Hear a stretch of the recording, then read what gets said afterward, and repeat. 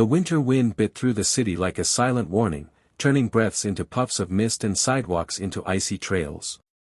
Amid the noise of honking cars and people wrapped in wool and urgency, sat a little girl on a weathered bench near an old laundromat. Her name was Nora. She was just 8 years old. Nora's tiny frame was wrapped in an oversized coat with missing buttons and sleeves too long for her arms. Her shoes were patched with duct tape, and her fingers, pink from cold, trembled as she cupped them around a piece of stale bread. Her hair, tangled and long, hung like a curtain over her face, hiding her eyes from the world, and the world from her. She had been on the streets for almost a year, ever since her mother passed away from an illness no one could afford to treat. She didn't remember the last time someone had said her name with warmth, or when she'd last felt the softness of a pillow. That morning, as people rushed past her like she was invisible, one woman stopped. She was middle-aged, with kind eyes and auburn hair tucked into a wool hat. She wore a navy coat and carried a steaming cup of coffee in one hand and a bag in the other. She bent down gently. "Sweetheart, are you hungry?" she asked. Nora hesitated, then gave a small nod. The woman smiled softly. "Come with me. Let's get you something warm to eat." Inside a small diner a block away, Nora sat quietly as a plate of pancakes and a mug of hot chocolate was placed before her. The woman, whose name was Salma, watched her with patient, motherly eyes. They didn't talk much that first time. But before they parted ways, Salma reached into her bag and handed Nora a small card. "I run a hair salon nearby," she said. "If you ever feel ready, come visit. No cost. Just, let me do something nice for you." Nora took the card like it was made of glass, holding it close to her chest after Salma left. For the next few nights, she slept with it tucked inside her coat pocket. Days passed. Nora would sometimes pass the salon from across the street, watching people come out smiling with freshly trimmed hair and shining eyes. She would touch her own tangled locks and wonder, could I ever look like that? One rainy afternoon, driven by a mix of curiosity and courage, Nora crossed the street. She stood outside the glass door of Salma's beauty studio for a long while, water dripping from her coat and her heart pounding. When Salma saw her through the window, she rushed to open the door. "Nora," she whispered, as though she'd been waiting all along. She ushered her inside, wrapped her in a soft towel, and led her gently to the salon chair. Nora sat stiffly, gripping her backpack. Salma knelt in front of her. "Nothing happens until you're ready. Okay?" Nora gave the faintest nod.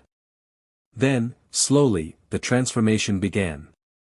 Salma untangled the knots gently, washing her hair with warm water and vanilla-scented shampoo. She didn't flinch or complain when strands came out or when the comb caught in stubborn curls.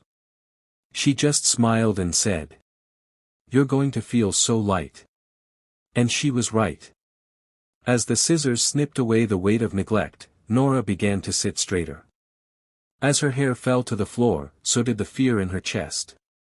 By the time Salma turned her toward the mirror, she didn't recognize herself. Her face, once hidden, now beamed back at her. Her cheeks were still rosy, but this time with warmth. Her hair was clean, short, and neatly styled. For the first time in years, she smiled at her own reflection. Salma stood behind her and gently placed a silver necklace around her neck. The pendant was shaped like a tiny pair of scissors. "A little reminder," she said, "of the day you chose to believe you're beautiful." Tears welled in Nora's eyes. "Thank you," she whispered. "You're welcome, sweetheart. But you did this." "I just held the mirror." From that day, Nora began visiting the salon often. She helped sweep floors, fold towels, and sometimes just sat reading children's books in the corner. Salma reached out to a local shelter and then to a school that welcomed children from the streets.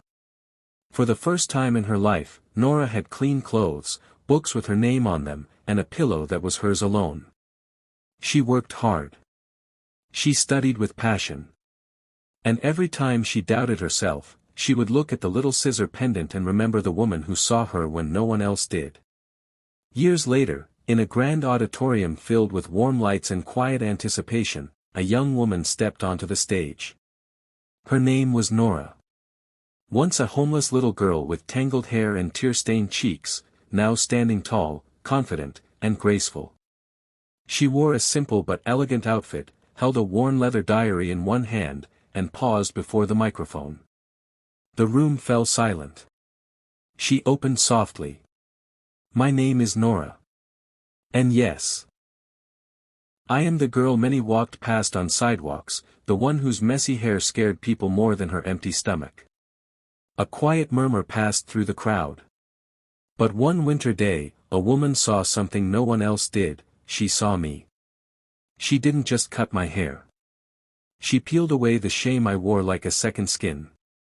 That day, for the first time, I saw my reflection and didn't look away.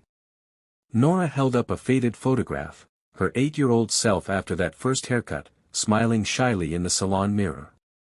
"This photo reminds me that kindness doesn't need grand gestures. Sometimes, a warm meal, a gentle voice, or a simple haircut is enough to start a revolution, inside a child's heart." She took a breath, her voice steady, but rich with emotion. "I am not standing here today because someone saved me. I am here because someone believed I could save myself." Applause began, slow, rising, genuine. Backstage, Salma, the woman who once offered soup and scissors, stood with tears in her eyes and a proud smile only a mother's heart could carry. Nora stepped down from the stage, walked toward her, and without a word, fell into her embrace. "Thank you, Auntie Salma," she whispered, "for helping me find the girl I'd lost." Salma held her tightly and replied, "No, sweetheart. You were never lost. You just needed a mirror, and someone to hold it still." We often think change requires something big.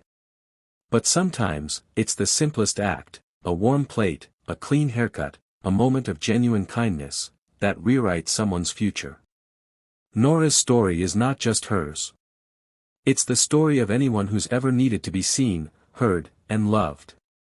And the story of someone who dared to care.